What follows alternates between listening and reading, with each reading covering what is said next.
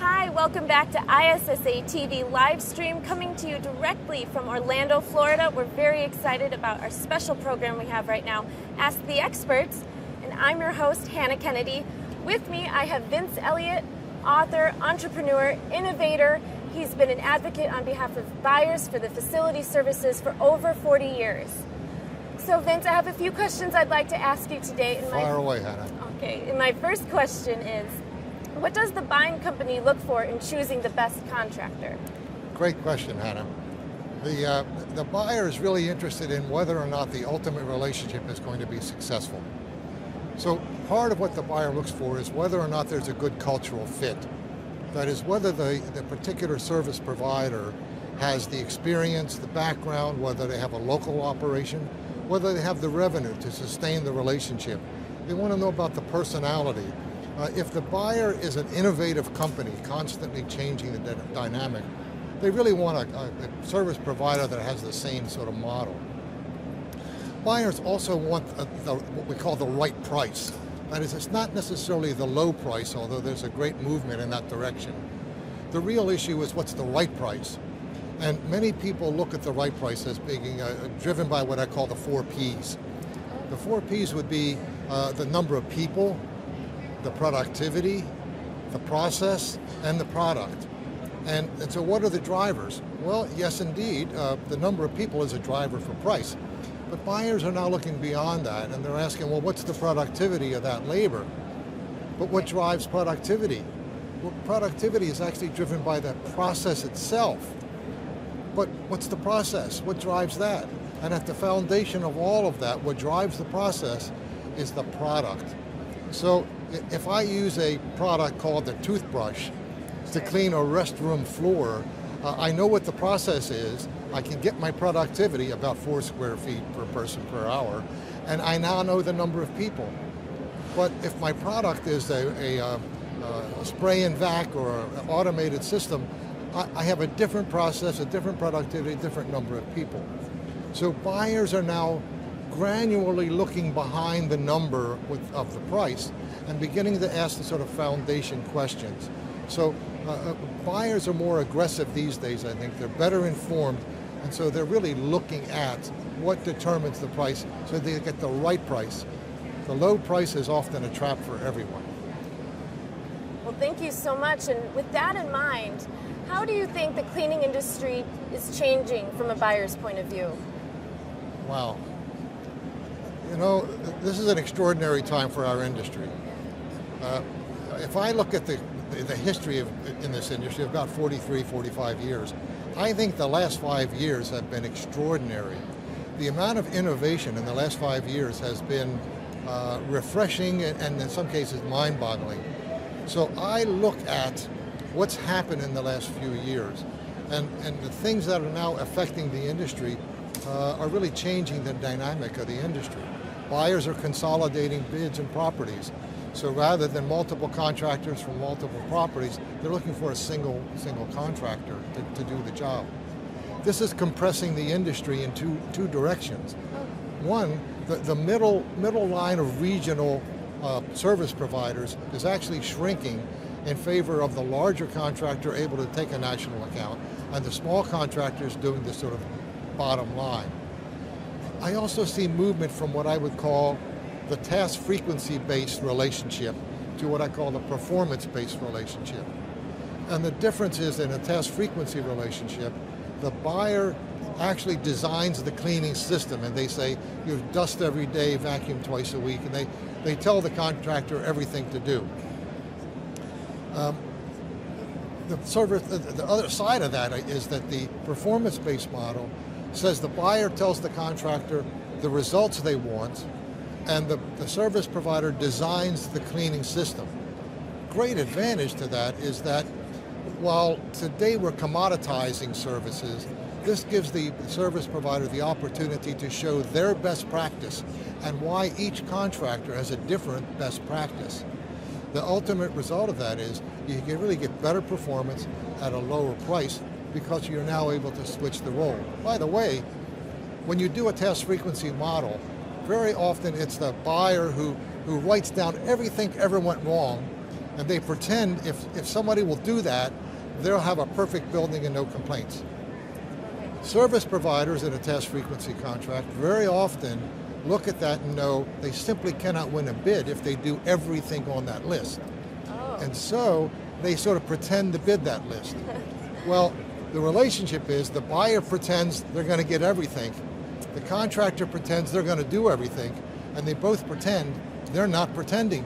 Oh my goodness. So it's a difficult relationship. The other thing I'm seeing in the industry that's emerging is that there's a sort of movement that says blue is the new green. Oh. That the emerging water technologies, as clients have come to me with, Sure. have said, we want to use an activated water solution versus a chemical. We want to use physics versus harsh chemicals. The result is that we're now seeing a movement to a very different kind of relationship, and those manufacturers and distributors and those service providers who have taken that step or have a skunk works moving in that direction are really going to be tomorrow's success stories. We have a client in a major city, an international airport, and for their new specification, their new hire, no cleaning chemicals, green or otherwise, are permitted on that property at all. You cannot bring a cleaning chemical. They're cleaning without the need for toxic chemicals. The result is a cleaner facility, happier customers, great innovation, and a healthier building. By the way, they save $1.3 million a year by making that move. So the future is extraordinary in terms of the kinds of things that I think are emerging in the market. There is one fear, if I have to make this point. Okay. There is a ruling from the NLRB, National Labor Relations Board. It actually involves McDonald's, but has consequences for us. And that is, the NLRB has said that if McDonald's has a franchisee who hires employees, or hires a contractor who hires employees, under this ruling, those employees are also employees of the McDonald's Corporation, under a concept called co-employment or joint employment. That's serious, because frankly it means if it's successful and applies to this industry, the buyer will have the same employee responsibility as the contractor for the contractor's employees. That's confusing. Why do you need service providers if the buyer has to have the employees? Right. So I think there's something in the future that I think we just need to be kind of aware of and follow. Well, thank you for all that. You're clearly a very well-read expert in your field. You've been in it for many years. And then our final question to wrap up here, Vince, is what are keys to a successful outsourcing process from a buyer's perspective? What do you think about that? Well, we've done about 340 or 340 of these kinds of projects. And the things that drive the success are really probably about a dozen factors. Let me talk about a few key ones. Okay. First, successful outsourcing begins with a pre-qualification process. For example, in one case we had 42 service providers who wanted to submit a price. Okay. Through pre-qualification, we narrowed that down to 6 that were the most capable, that the provider could now spend more time with 6 versus 42. So pre-qualification has become very important. The next thing I think is very important is what I call a cross-functional team. That is, it's not purchasing that ought to be making this decision. It really is all the stakeholders. So operations, which has to actually manage the system. You have key stakeholders like a big department or a big tenant. They should be part of that. Legal should be part of that. Purchasing, again, should be part of that. So you have HR. So you really have this sort of team, multifaceted, that when the decision to evaluate and select comes to the table, you really have that support from all of those dimensions. So that sort of cross-functional team, I think, is a really, really important thing. Another thing I'll just point to in an outsourcing success is that more and more they're integrating the performance measurement component to the outsourcing process, so that they're being very upfront with the service provider to say, here's how you're going to be judged. There are fundamentally 4 metrics that more and more we're seeing. The first is what I call the appearance quality metric. That is, that the building look good. Yeah. Second is the occupant satisfaction. You can certainly have a very clean building, but if people don't like you, you're in trouble. Yes. Third is continuous process improvement. The service provider that is constantly improving their processes, constantly innovating, trying new products, very good move. And finally, it's the health of the building. So you can use adenosine triphosphate testing and find ways to know whether or not you have a building at health risk or not at health risk. With those 4 metrics, you have the opportunity to do one very important thing: constantly improve the service delivery system. And I want to touch on the sort of the measurement part of that just for the moment. It's a very popular idea that you get an application, or you have a spreadsheet or a tablet or a piece of paper, and you walk around doing anecdotal kind of comments. Many of those really use a scale that is subjective, so that if you walk around with an application, it's 4 pair, good, excellent, superior, who cares, or you have one that says it's a scale of 1 to 5 or 1 to 10 or 1 to 100, and you can weight them and do all that. None of those are valid systems. They're subjective. They're only valid to the extent the same person with the same frame of mind does the same thing. People are now moving to what I call an evidence-based attribute system. So that means that if there is an attribute that is a condition that you can prove, then that's a valid system. It has 2 great merits. One, it tells you, where do I stand with respect to what's required? And most important, how do I get better?